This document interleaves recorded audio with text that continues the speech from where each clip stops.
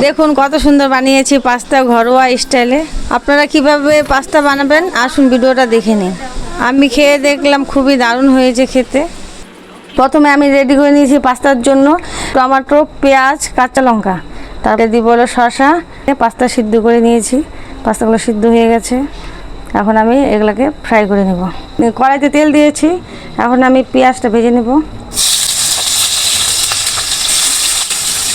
পেঁয়াজ লঙ্কা দুটোই ভেজে নিব লাল লাল করে। আর একটু ভাজা হবে, লাল লাল করে নিব। দিয়ে দিব টমেটো, কুচানো টমেটো, একটু হালকা ভেজে নেব। টমেটোগুলো বেশি ভাজবো না, যাতে গলে না যায়, একটু গোটা গোটা রেখে দেব। সামান্য একটু হলুদ দিয়ে দিচ্ছি, সামান্য পরিমাণ লবণ দিয়ে দিচ্ছি। এখন আমি ডিমটা ঢেলে ভেজে নেব।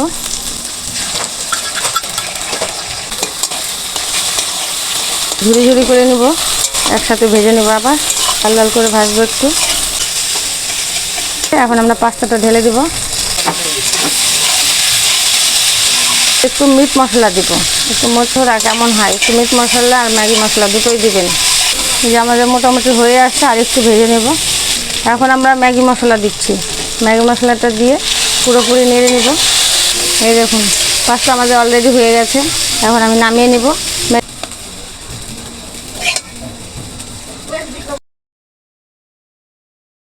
ভিডিওটা কেমন লাগলো কমেন্ট করে জানাবেন। নতুন নতুন ভিডিও পেতে সাবস্ক্রাইব করবেন, আর ভিডিওটা ভালো লাগলে লাইক শেয়ার করে পাশে থাকবেন।